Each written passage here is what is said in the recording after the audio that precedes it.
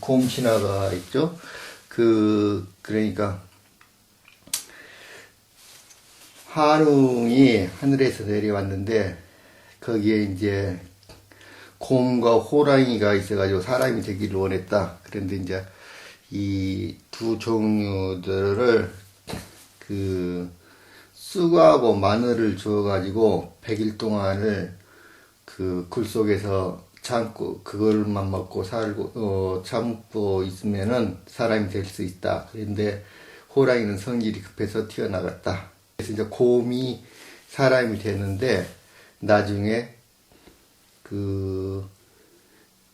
환웅과 사이에서 당군을 낳았다. 이런 신화가 있죠.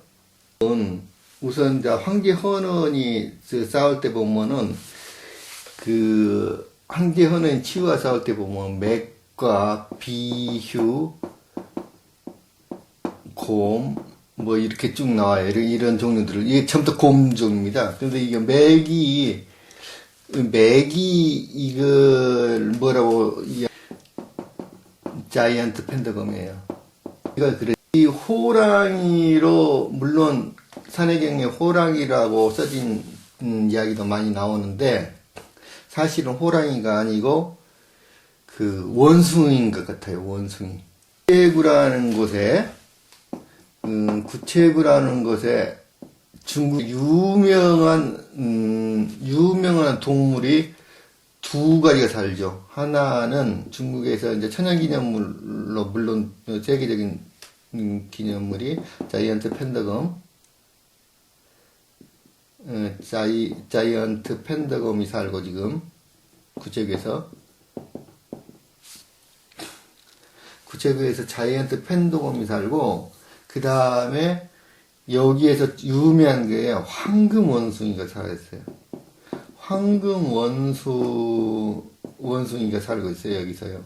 아주 여기 또 유명한 겁니다. 근데 이 황금 원숭이 이름을 레구루라고 부르거든요. 근데 이 레구루가 여우 원숭이 레무르하고 비슷해요, 느낌이 지금. 그래서 이름이 레구르라는 이름이 레무르하고, 왜냐면 레무리아라는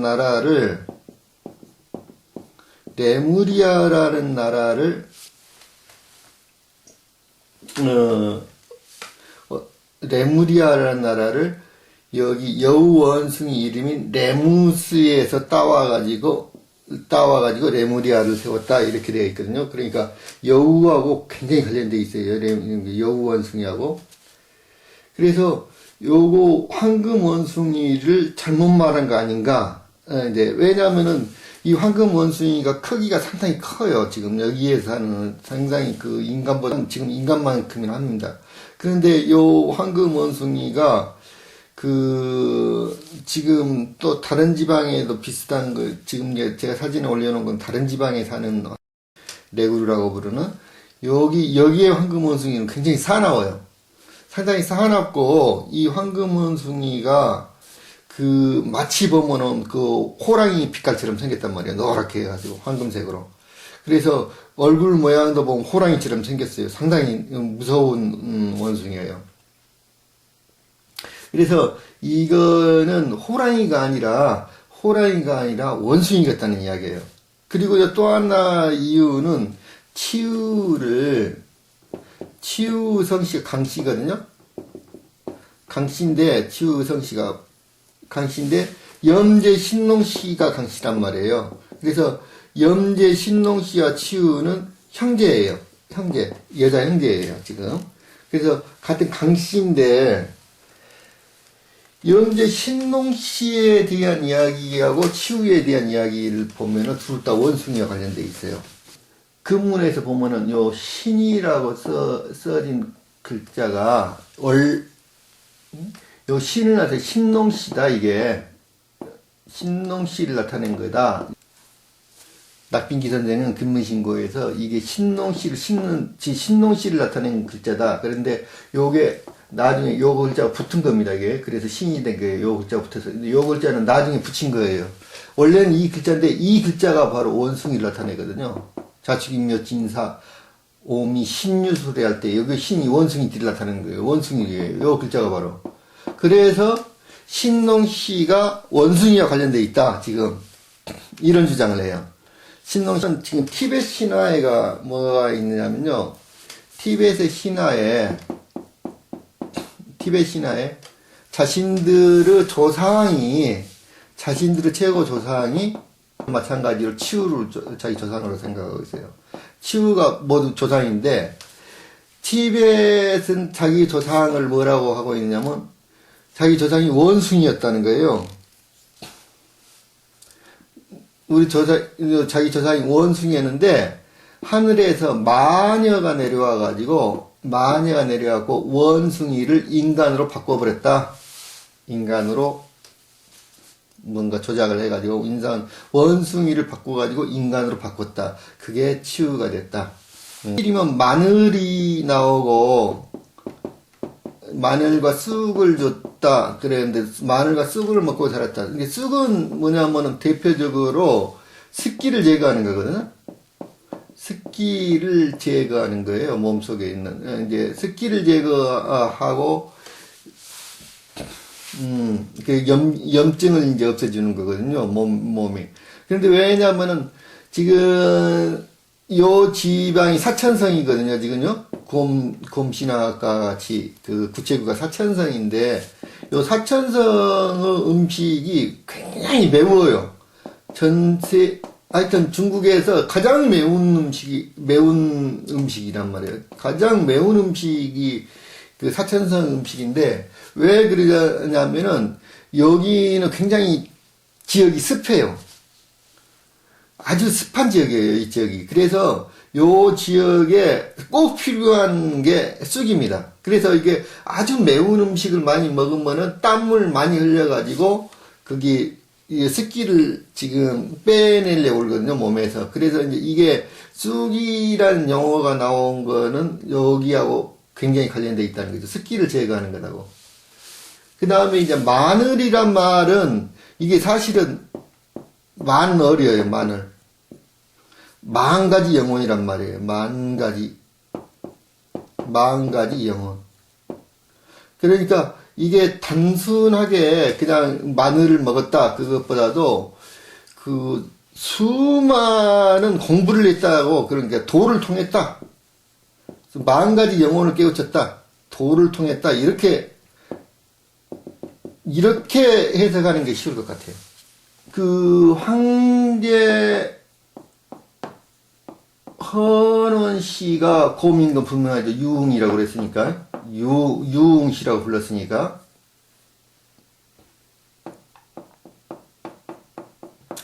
곰인 건 분명한데, 황제 헌원 씨가 곰인데,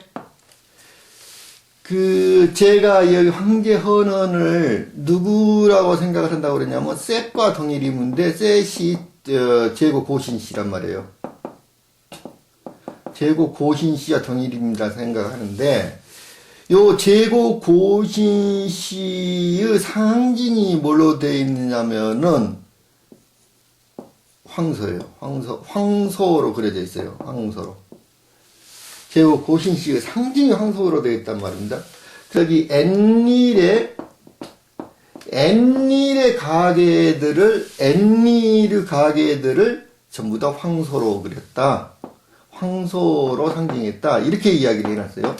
엔닐의 가게들을 전부 다 황소로 표현을 해놨다. 홍산 문명에서는 이제 여신이 나타나고, 곰과 관련되어 있는데, 여기에서는 곰은 아르테미스 여신이에요. 황제 헌원이 아닙니다. 아르테미스. 그러니까,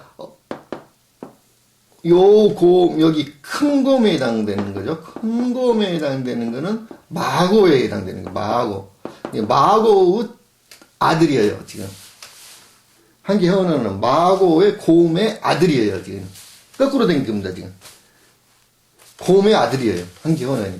그래서 여기가 큰 곰이고, 그래서 황제 헌원이 작은 곰이니까, 유흥시는 작은 곰이거든요. 작은 곰이니까 하늘에 있는 북극성에 해당되는 거죠. 여기는 북두 칠성에 해당되는 거. 이렇게 되는 겁니다. 요게 밑에 있는 동물이 다른 사람을 보여줘 봤더니 이게 원숭이 같다는 거예요. 제가 봐도 원숭이 같아요. 원숭이와 황소가 싸우고 있어요. 그러니까 지금 염제 신농씨하고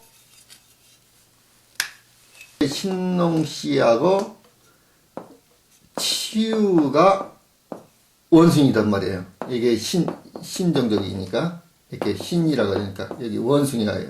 염제 신농씨하고 치유가 원숭이고 지금 황제 헌원이 황소로 나타났단 말이에요. 황제 헌원과 여기 싸우고 있다는 요 이야기죠, 지금요. 그런데 S라는 별이 묘성이라고 그랬죠. 이 묘성은 황소 자리에 있는 거예요, 황소 자리에. 그래서 여기 묘족과 황소는 굉장히 연결되어 있는 거거든요. 황소 자리에 있는 별인데, 여기 제고 고신을 별자리로 나타나면 황소 자리의 뿔에 해당되는 뿔에 해당되는 각수에 해당돼요. 각수에 해당되는 각수. 그래서 동방창룡 칠수 중에서 각항저방 신미기로 나가서 N의 가계뿐만 아니라 사실은 N일과 반대되는 가계도 전부 다 황소로 나타나요. 하는 게 첫 번째는 플레이아데스고요. 이 플레이아데스를 묘성이라고 그런다고 했죠. 묘성이라고 그런다고 했어요.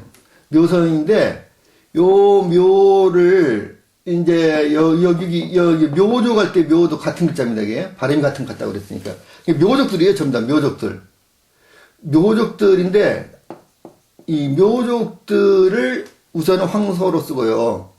이제, 그러니까 기본적으로는 전부 다 묘족들이에요. 이게 N키계나 N일계나 전부 다 묘족들입니다. 그러니까, 전부 다 황소로 표현되고 있어요. 이 존재들이. 그런데 특히나 N일 쪽에서 여기 황소를 많이 쓰는 것 같아요. 그런데 자관 N키 쪽도 전부 다 황소로 표현되고 있습니다. 두 번째 황소는 이게 이제 이집트 신화에 보면은 최초 여신, 지옥의 여신으로도 나오고 근데 하토르라는 여신이 황소로 표현되어 있어요. 하토르라는 여신이 황소로 표현되어 있어요. 가장 먼저 오래된 여신이죠. 하토르라는 여신이. 여기에 황소 표현되어 있는데, 요거는 뭐가 관련되어 있냐면, 우수과 관련되어 있어요. 우수와. 하늘의 별이 우수인데, 우수는 뭐냐면, 배가성을, 직녀성을 우수이라고 그래요. 그래서 여기 직녀가 관련돼, 마고와 관련돼 있어요. 여기 마고라는 걸 금방 알 수 있어요. 그러니까 마고도 황소로 표현돼 있고, 예? 그러니까 황소 이꼬르 곰이에요, 곰. 우선은 염지 신농씨 같은 경우는 머리는 소음 모양이고 몸은 사람의 신이다. 아슈르라는 신과 아다드라는 신이 황소를 타고 다니면서 아다드라는 신은 이야기했죠. 여기 엔닐의 셋째 아들이라고. 그런데 이게 아슈르는 엔닐 같아요. 아슈르가 엔닐 같아요. 그리고 아다드는 엔닐의 셋째 아들인데 둘 다 폭풍신이거든요. 그런데 이 존재들이 황소를 타고 다녀요. 그리고 하늘의 황소. 이 존재들을 하늘의 황소. 이 존재는 아다드는 셋째 아들로서 성경에 모세에게 나타났던 야훼예요.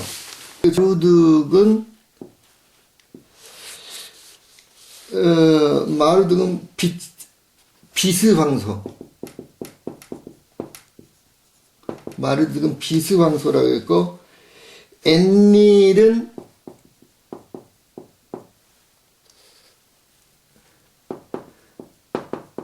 하늘과 땅의 원앙소. 시죠? 엔키,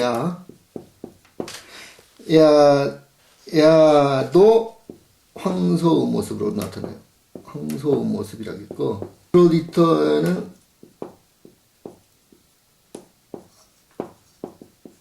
아프로디테는 암소의 눈을 가졌다. 그 새로운 달신 신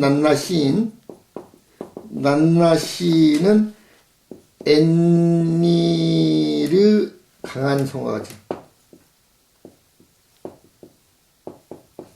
그러니까 난나시는 그 엔닐의 정식 결혼에서 난 그 장남이라고 그랬죠. 난나와 난나시인이 합해진 거예요. 지금 근데 난나는 강하고 젊은 하늘의 왕소.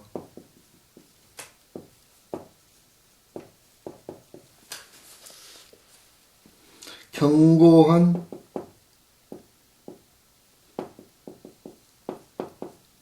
뿔을 가진 젊은 왕소. 암몬시는 그 어머니의 황소, 대황소.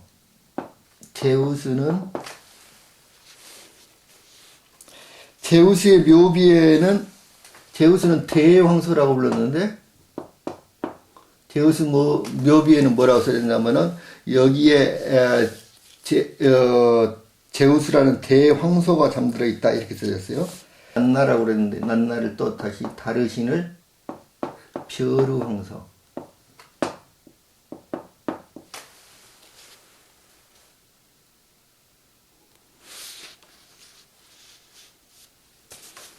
그리고 여기 난나신이 달신이라고 그러는데 황소 뿔이 초승달을 상징했어요. 라도 이집트의 라도 황소인데 이건 태양을 상징했다. 이 황소는 태양도 상징했어요. 황소 뿔은. 그 드루이드 교에서도 여거 황소는 태양 상징이에요. 태양. 그래서 플레이아데스라는 별을 태양이라고 한 거예요, 지금요. 페르시아에서는 세상에서 가장 먼저 창조된 동물이 황소라고 그래요. 요 이야기도 나중에 할 거예요. 왜냐하면 흑표에 황소가 어마어마하게 많이 나오거든요, 지금. 황소의 영을 통해서 모든 만물이 창조되었다. 자, 황소의 영을 통해서 만물이 창조됐다. 요 이야기는 같은 이야기죠. 여기 직녀라는 요 시인이 우숙이라고 지금 요 별이다고요. 그 황소라고요. 유태교의 야훼는 뭐라고 그러냐면 이스라엘의 황소예요. 위대한 힘. 인도에서 소를 신으로 숭배를 하는 이유를 알 수가 있죠. 모든 신들이 다 소예요. 모든 신들이. 그래서 치유의 상징도 가끔 물소로 나타나요. 물소뿔이에요. 치유의 상징이.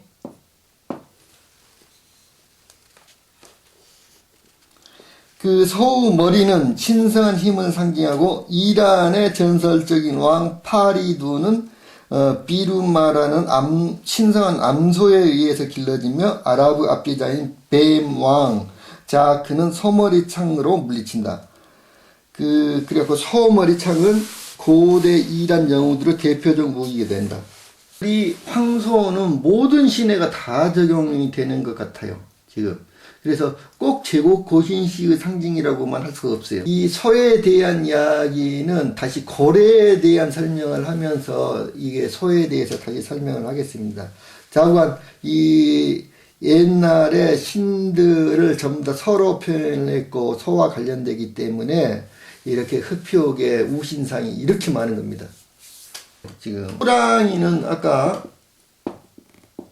호랑이는 원숭이와 관련되어 있고요.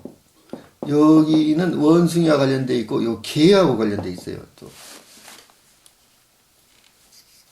그런데 제가 보이는 사진에 보면은 맨 위에가 이게 산에 이 돌이 그냥 축대를 쌓은 것 같은 돌이 많이 허물어져 있는데, 아주 오래된 것에서 허물어져 있는데 꼭 축대를 쌓아가지고 제가 보니까 제단 같아요. 분명히 제단을 쌓아놓은 것 같거든요. 여기에 하늘에 제사를 지내던 제단을 쌓아놓은 것 같아요. 거기에 보면은 있는데, 요 천주는 뭐 하늘의 임금이잖아요. 그 천주사라는 절이 있고, 지금 그거를 이제 서왕모라는 말이 무슨 말이냐면, 서왕모가 서쪽 신을 낳는 어머니라고 그랬잖아요. 그래서 하늘의 최고 신을 낳는 어머니인데, 이게 이제 마고거든요.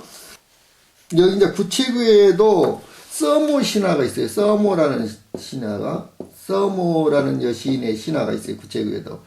그래서 이제 나길랑 폭포라는 폭포가 있는데, 이 서모라는 존재가 굉장히 얼굴이 아름다워가지고, 천을 짜는 직녀였다는 거죠. 직녀였는데, 이게 이제 옆에 다른 존재가 와서 자꾸 자기한테 수청을 들라 그러면서 괴롭히니까 하얀 천으로 얼굴을 감싸고 폭포에서 뛰어내렸다. 그게 이제 변해가지고 나길랑 폭포가 됐다. 이런 신화가 있어요. 그래서 요 서모는 여기 서모거든요. 지금 서모. 왕자가 빼진 게 서모잖아요. 지금 황금원숭이를 금자후라고 그러거든요. 원래가 이름이. 그래서 금자후하고 금자후를 호랑이라고 표현한 거 아닌가 이렇게 생각이 들고 있거든요. 지금 이제 서왕모에 대한 기록은 어떻게 되냐면 질병의 신을 취재하는 여신인데, 서왕모는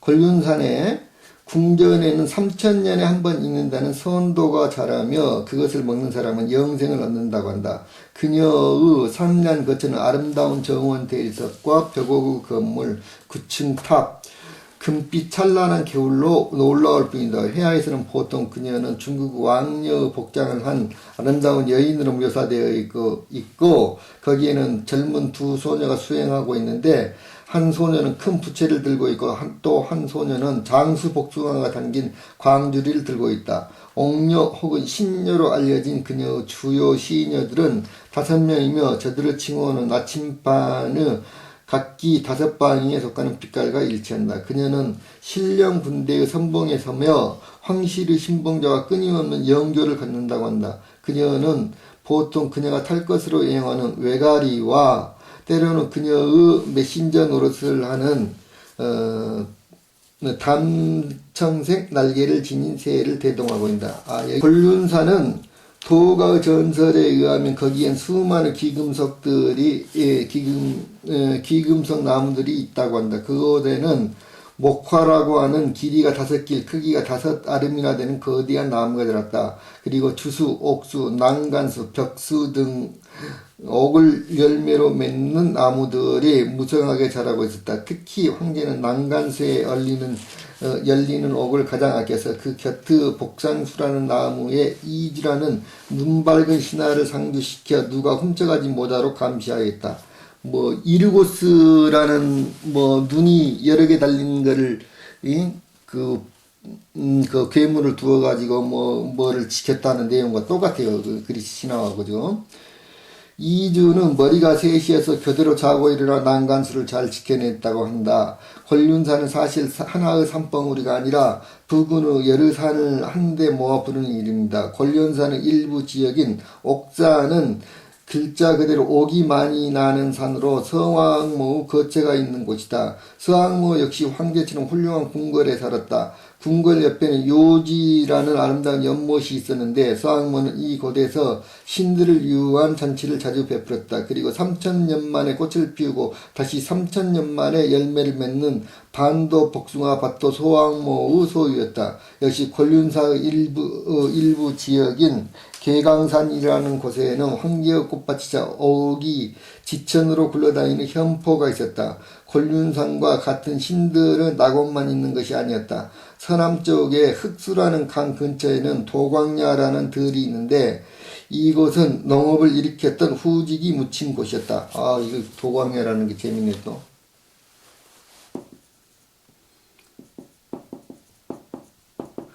도광야라는 곳은 어디냐면요, 여호와씨가 인간을 창조한 곳이라고 나와 있거든요. 도광야에서. 그래서 여호와씨하고 곧바로 연결이 되고 있네요, 지금. 난새와 봉황새가 날아와 제멋에 겨워 노래하고 춤을 추었다. 서쪽 바다 바깥에 제요야라는 들, 서쪽 먼 변방의 옥국이라는 나라도 난새와 봉황새가 논이는 평화로운 곳인데 이를 지역의 사람들은 봉황알을 먹고 단이슬을 마시며 살며 그들이 원하기만 하면 모든 일이 절로 이루어졌다고 한다. 원원에 대한 기록이 그 산해경에는 어떻게 써졌냐면요, 사람 400리에 곤륜구가 있고 이곳의 제황이었던 도움지이며 시인이라고 이름을 했고 그 시인의 형상은 꼬리가 9인 여우였다. 그 신의 형상이 꼬리가 9인 여우며 사람 얼굴 같이 길다란 여우 같은 신이라 처음 마을을 열 때 9부족의 수장을 맡아서 9성의 주인이 되었다. 천재울구 시절이라 청구산에 청옥이 많이 나고 그 형상은 여우 같고 꼬리는 9이며 소리는 어린아이 우는 것과 같다. 천국에는 인어같이 생긴 붉은 고기가 살고 사람 얼굴이 고기 같고 소리는 원앙새와 같았다. 여기 했는데 꼬리가 9명인 여우가 있었다. 그래서 이제 꼬리가 9이라는 말은 뭐 구이족과 관련되어 있어요. 왜냐하면 9개로 종족이 갈라진단 말이거든. 그래서 이제 그 꼬리가 9이단 말은 구이족과 관련되어 있다고. 그래서 이제 구체구하고도 관련이 되어 있는 거예요. 이게 9이라는 숫자가 굉장히 중요한 거예요. 이렇게 지금 연관이 되어 있어요. 그런데 요 청구라는 이름을 쓰는 걸 봐서 청구산에, 그러니까 청구에는 인어같이 생긴 붉은 고기가 살고 사람 얼굴이 고기 같고 소리는 원앙새와 같았다. 그런데 청구가 청정한 언덕이거든요. 청구를 청정한 언덕이라고 그랬는데 마루둑을 뭐라고 그랬냐면 마루둑이 자신을 청정한 언덕의 아들로 표현했거든. 그러니까 카디아의 왕 리카온의 딸인 칼리스토, 아르테미스의 종자로 사냥의 즐거움에 흠뻑 빠져 지내던 사냥꾼이었다.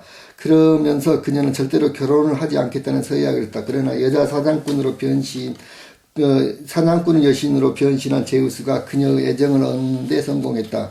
그녀를 무서울 정도로 질투한 헤라가 그녀를 곰으로 변신시킨 뒤 자기 종자가 그런 모습으로 변한 것을 모르는 아르테미스로 하여금 그녀를 사냥해서 죽이도록 만들었다. 그 죽은 뒤 칼리스토는 별자리가 되어 큰곰자리라는 제우스 옆을 지키게 되었다. 그 아들 알카스는 사냥꾼인데 나중에 함께 올라가 별자리가 되었다. 그러니까 그 아들이 원래 사냥꾼인데 이 작은 곰이 아들이 작은 곰이에요.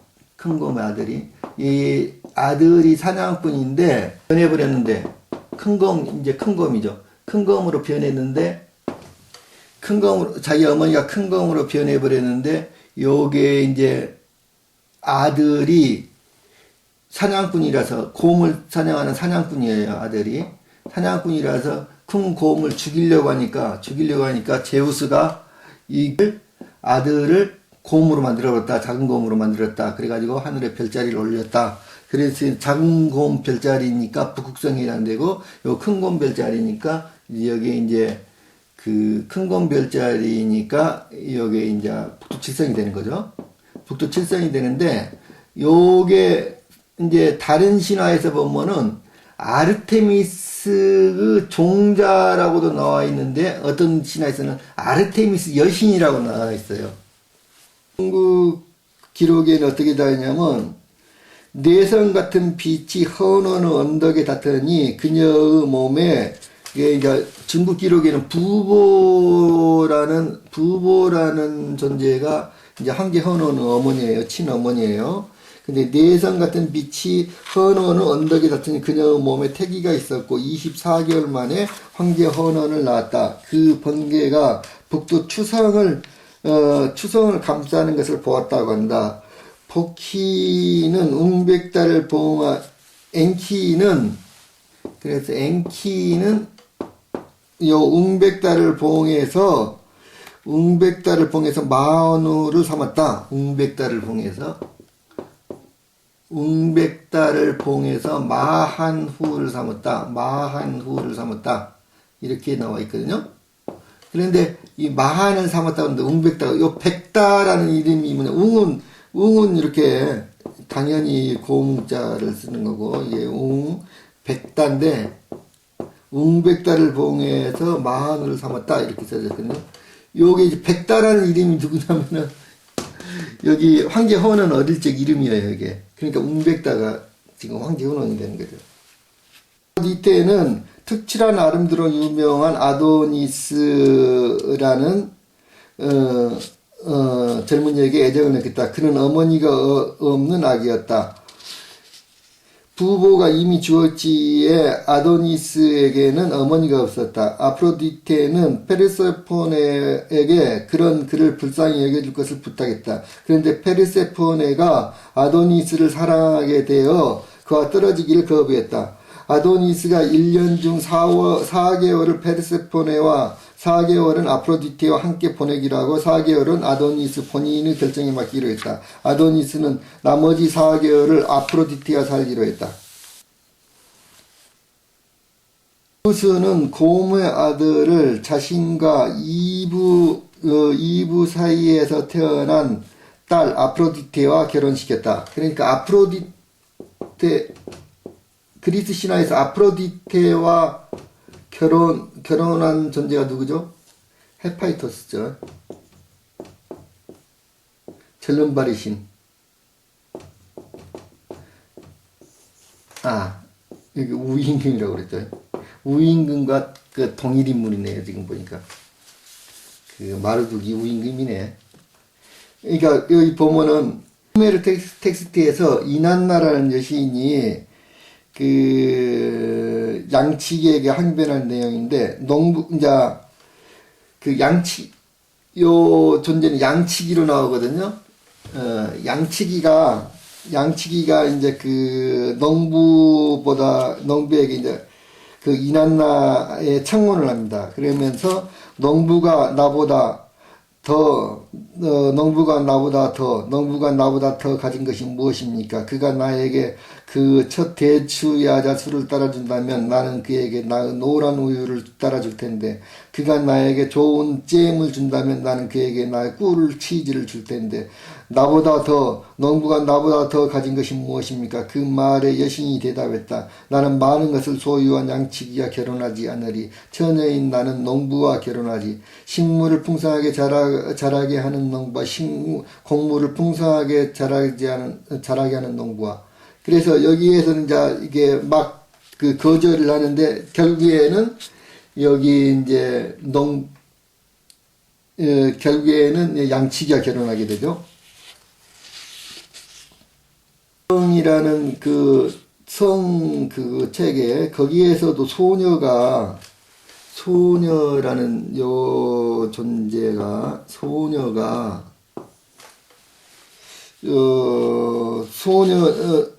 소녀는 북과 50주로 검은 고로 황조를 슬피게 했다. 소녀가 있는 거를 청성천곡이라고 옥녀동이라 했다. 그런데 순임금의 딸 이름이 옥녀라겠다.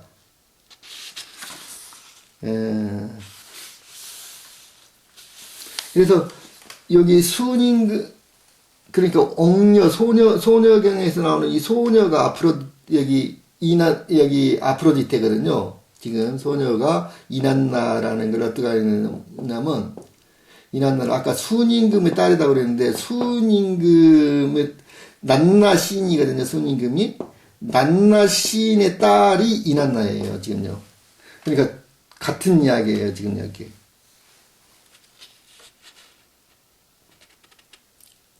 2350년경 한 왕실 연대기에는 이렇게 쓰여있다. 아가테의 왕이자 이난나의 부섭정이고 카시의 왕이자 아누 파시니이고 대지의 왕이자 엔니르 위대한 이샤쿠인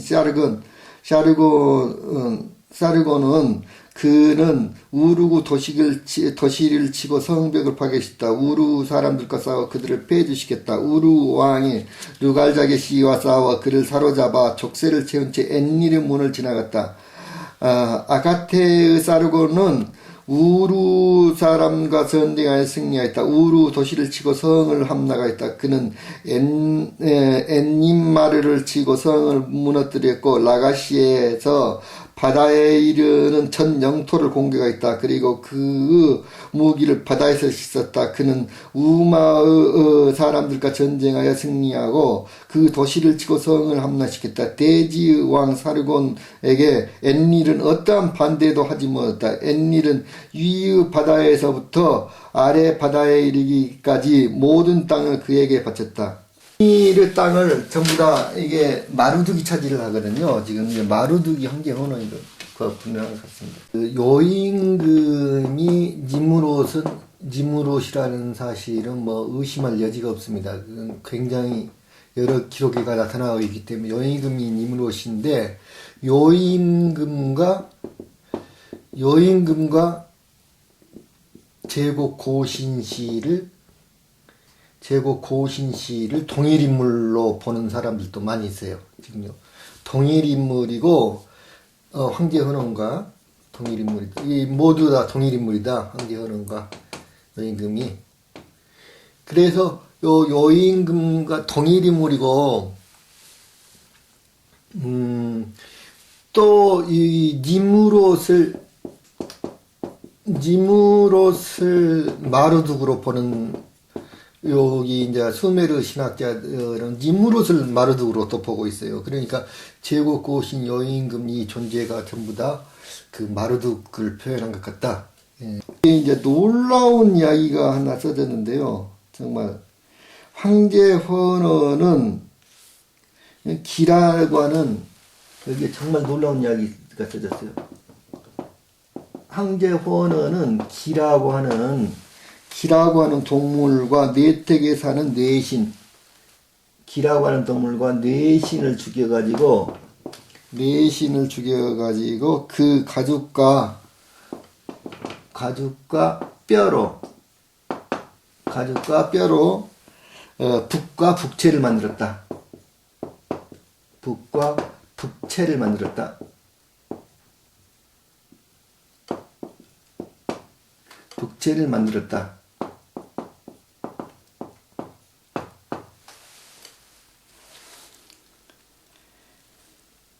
기의 특징은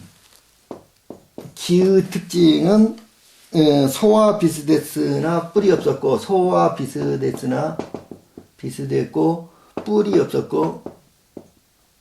뿔이 없고 발이 하나였다.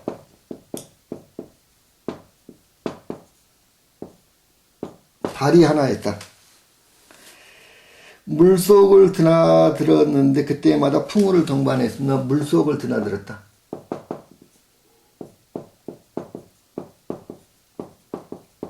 그때마다 풍우를 동반했다. 풍우를 동반했다. 그 빛이 해와 달과 같았고 음성은 천둥 소리 같았다. 그 빛이 해와 달과 같았고 음성은 천둥 소리 같았다.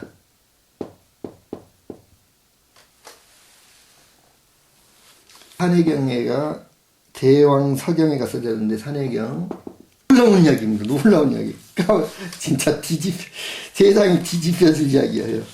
놀라운 이야기가 써진 거예요.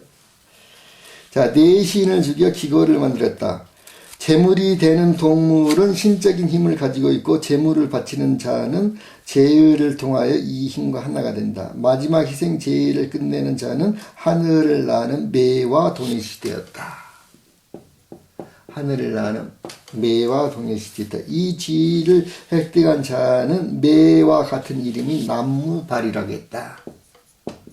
남무발이라 했다. 여기 그 수메르 점토판 기록에 놀란 이 이야기가 똑같은 내용이 써졌어요. 여기서는 수메르 점토판에는 황제 호넌이라고 안 써져 있고 이난나라고 써졌어요. 이난나. 아, 놀라운 이력이 써졌어요. 수메르 점토판. 이난나가 기라는 존재를 똑같이 써졌어요. 기를 죽여가지고 북과 북체를 만들었다. 북과 북체를 만들었다. 어떻게 이렇게 똑같은 내용이 써졌어요? 똑같은 내용. 그러니까 여기 이난나와 황제 호넌이 결혼한 걸 알 수가 있죠. 이난나와 황제 호넌이 결혼했는데 사실은 황제 호넌이라고 여기는 써놓고 그랬는데 여기 왜냐면은 여기 여신이거든요. 이난나는 여신의 완벽한 그 여신의 모든 어머니면서 아들이거든요. 이게 어머니면서 이제 양어머니예요. 그런데 이난나라는 여신이 지옥을 내려가죠. 지옥을 왜 내려가느냐면은 여기 북체를 잘 모르고 깊은 구덩이, 지옥의 구덩이에다 빠뜨려 버려요.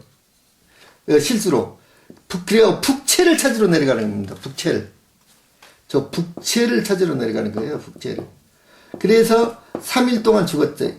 3일 동안 죽었다가 지옥에서 죽었다가 다시 살아나는 거예요. 죽었다가 다시 살아나는 거예요.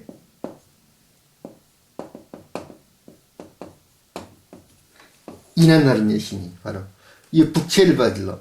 그런데 여기 북체를 가질러 이게 밑에를 내려갔는데 이제 사로잡혀가지고 여기에서 죽음을 당하죠. 죽음을 당했는데 엔키가 와서 살려주는 거죠. 다시 죽음에서 살아나서 이제 보니까 두무지가 뭘 하고 있느냐면 자기를 찾아내려고 자기를 살리려고 노력하고 있는 게 아니라 두무지는 뭘 하고 있냐면 자기가 메로브라는 걸 입고 그러니까 황제복 같아요. 이게 뭐 황제의 복장 같아요.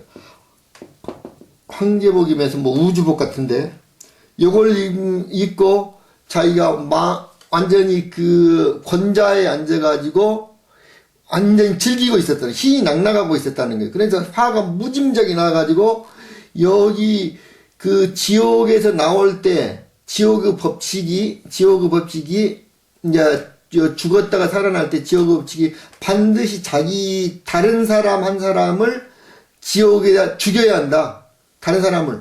그런데 화가 나니까 자기 남편 두무지를 갖다가 지옥에다 갖다 넣어버리라고 그러죠. 그러니까 두무지가 도망을 다니죠. 두무지가 도망을 다녀가지고 결국에는 이제 자기 처남에게 가가지고 살려달라고 막 그러죠. 그래가지고 결국에는 요게 지옥에 내가 죽게 돼요. 이난나에 의해서 죽게 됩니다. 지금 이난나에 의해서 죽게 되는데 우리가 대신해서 여기에 살아주겠다, 지옥에 가겠다. 그래가지고 요게 이제 그 지옥에서 인생은 지옥의 4분의 1은 지옥에서 살고 4분의 3은 다시 지상에서 살게 되었다. 그러면서 지옥의 여신인 아까 지옥 여신의 남편이 되고 지옥 여신의 남편이 되면서 동시에 여기 이난나의 남편이 되는 거죠. 이게. 강원이 거인의 발자취를 잡고 기를 낳았다. 자, 기라는 기는 버려졌는데 그 새가 날아와서 날개를 덮어주었다며 다시 강원이 거두어서 길렀다 한다. 그는 소리에 정통했다. 요 임금은 기 하나로 줬겠다고 한다. 다리가 하나라는 것은 오직 한 종족만 두었기 때문이다. 그 유프라데스 강변 한 도시에서 태어났다. 비밀리에 임신했던 사르곤의 어머니는 허름한 곳에서 그를 낳았다. 그녀는 풀로 엮어 만든 바구니를 송진으로 물이 새지 않게 한 뒤 아기를 넣어 강에 뛰어보냈다. 바구니 속의 사르곤은 아키라는 남자에게 발견되어 길러졌는데 훗날 여신 이시타르가 그를 왕으로 만들었다.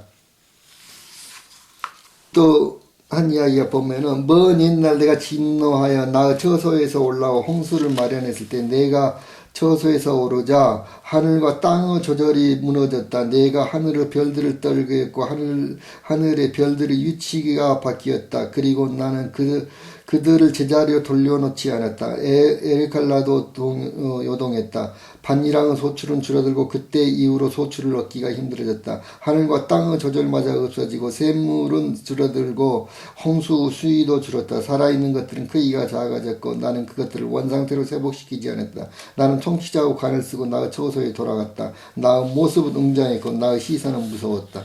사르곤이 이제 승리를 한 모든 그 전승비에는 뭐냐고 하면 에미 여신이 승리했다고 써졌어요. 에미 여신. 에미 여신의 공으로 승리를 했다. 에미 여신 덕택으로. 그래서 여신의 힘으로 승리를 하는 거예요, 지금. 기는 여발이라는 여신이에요, 여발. 여발을 나중에 발이라고 불렀는데 한발이라고 불렀고 여기에 이제 그 가뭄을 일으키는 신이거든요. 그래서 이제 치우와 황제 호원이 전쟁을 할 때 치우와 황제 호원이 전쟁을 할 때 여기 한발이라는 여신이 황제 호원의 편을 들거든요. 황제 호원의 편을 들었는데 황제 호원의 편을 들어가지고 이제 이제 황제 호원을 이기게 만들죠. 그런데 한발이라는 여신이 기예요, 지금요, 여기. 한발이라는 여신이.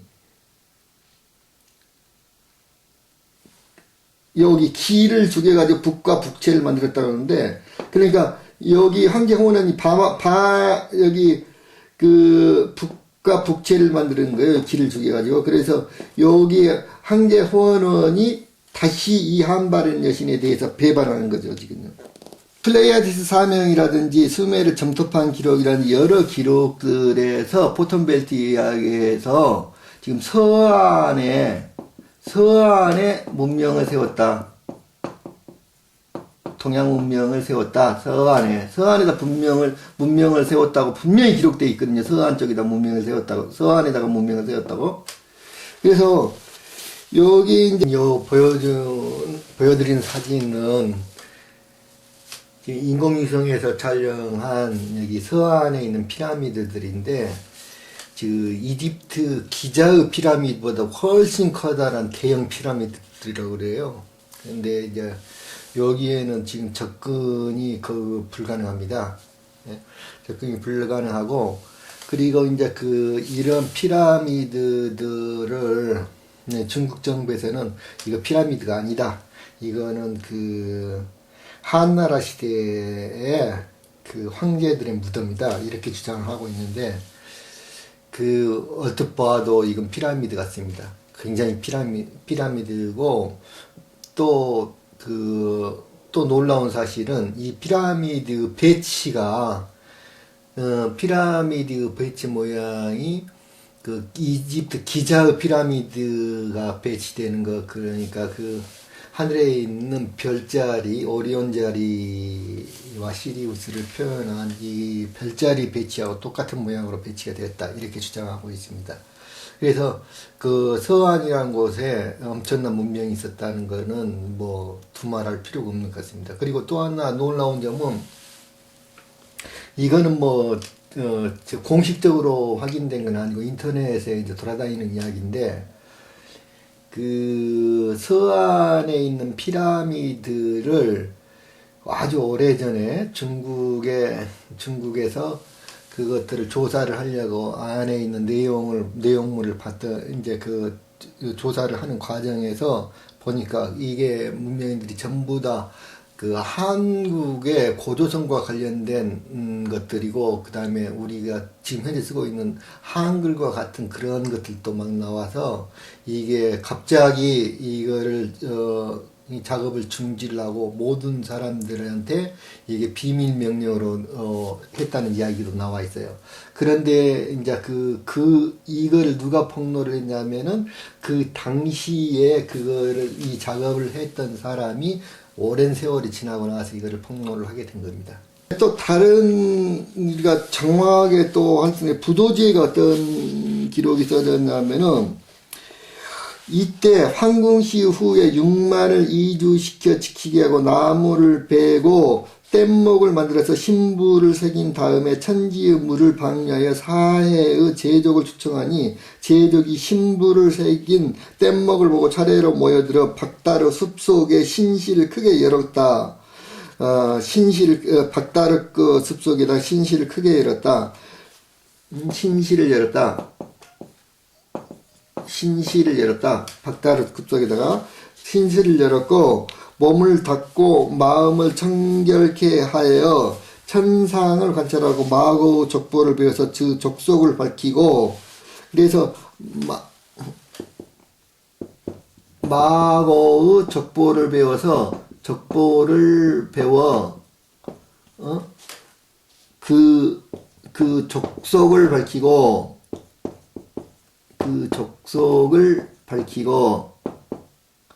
밝히고 요게 종교라고 그랬죠. 예? 요게 종교예요. 요게 그 족속을 밝히고 천부 음에 기준하여 어문을 정리하였다. 또 북극성과 7행성의 위치를 안정시키고 반석 위에 속죄의 번제를 올리고 모여서 노래하여 찬음의 음악을 연주하였다.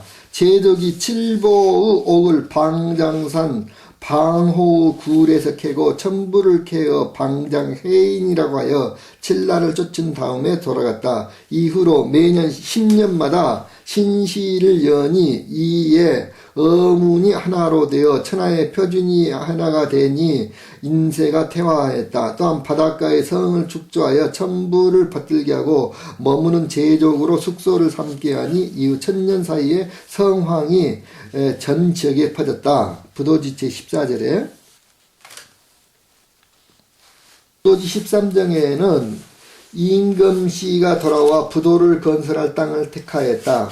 즉 동북의 자석이 가르치는 방향이었다. 이는 2와 6이 교감하는 핵심 지역이요. 2와 6은 2는 남방수 불을 뜻하는 거고 6은 물을 뜻하는 거죠. 물이 교감을 한다고. 그리고 4와 8이 금수하고 금목이 서로 상생하는 결과가 땅이었다.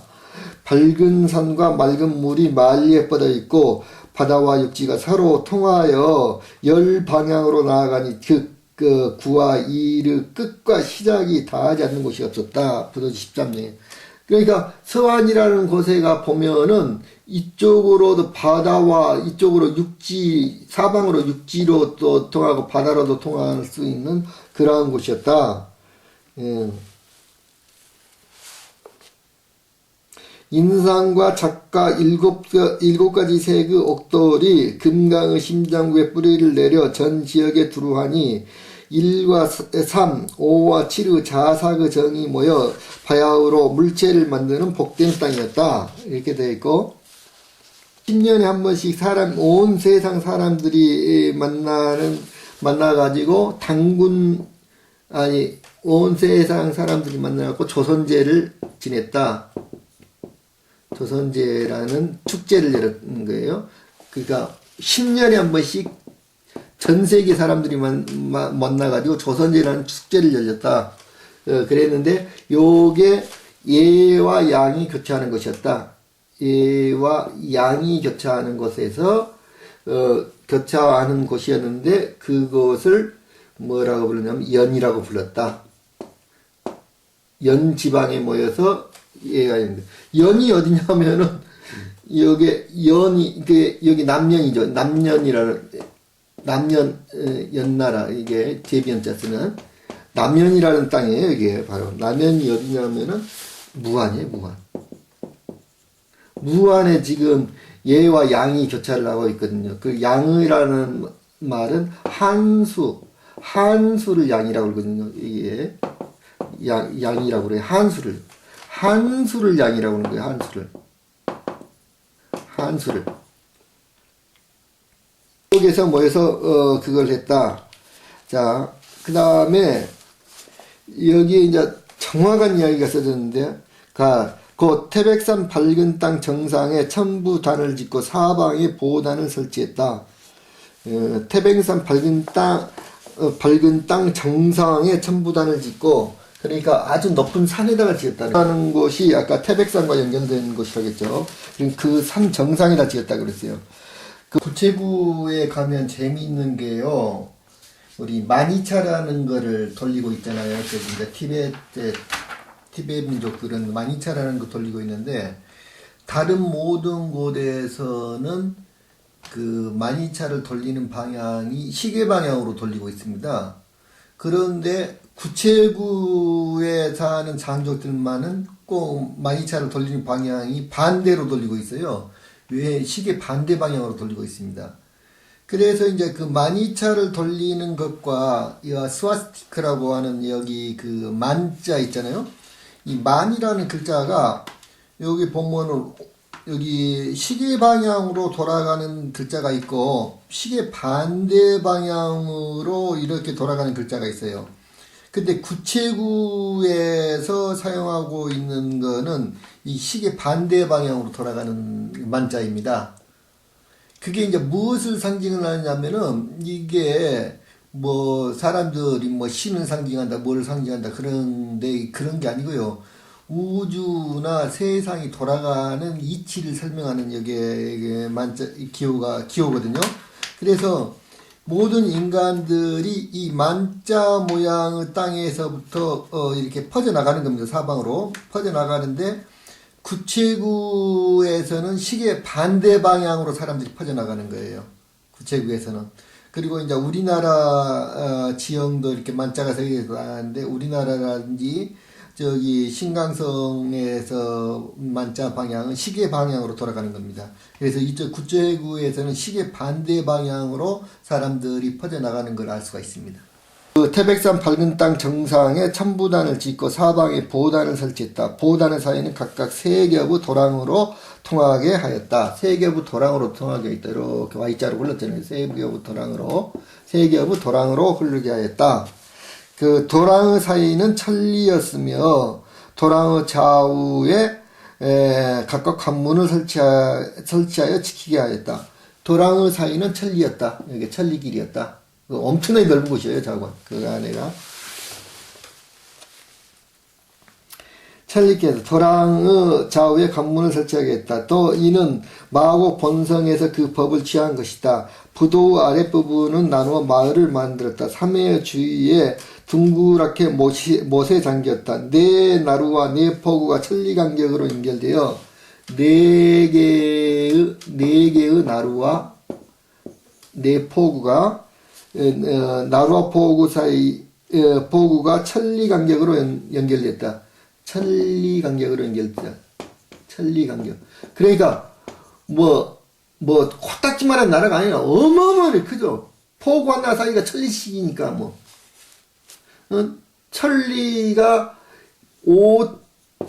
심리가 5.6km라고 그랬으니까 심리가 옛날에는 여기 560km 떨어졌단 말이에요. 포구 하나 사이가 560km씩 떨어진 거예요. 서울 부산 거리보다 더 멀리 떨어진 거예요 지금. 포구 하나씩. 이게 어마어마하게 큰 나라라는 거예요 지금. 그래서 포구 사이에 육부를 설치를 하였다. 육부에는 여러 종족들이 살았다. 부도가 이미 이루어지니 웅장하고 아름다우며 빛나고 밝아서 천하를 화합하게 충분하였으며 모든 종족의 삶을 지탱해 주는 것이 맥박이었다. 부도지 13정에. 여기가 구체구고 여기가 희안이고 여기가 청두고 여기가 란저우고 여기가 우환이에요. 예? 그래서 여기 요 구체구에서 요 구체구를 중심으로 해가지고 청두까지 정확히 560km입니다. 란저우도 560km이고 요 시야는 약간 가깝긴 하지만 더 시야 자관 여기 정저우 정도까지는 560km가 됐고 그리고 560km입니다. 그래서 4개의 커다란 포구를 천리간격으로 560km씩 배치를 했다는데 정확한 내용이에요, 지금요. 이게 4개의 커다란 포구가. 그에는 그 12한국에 대해, 한인이 세웠다는 12한국에 대해서 좀 하겠습니다.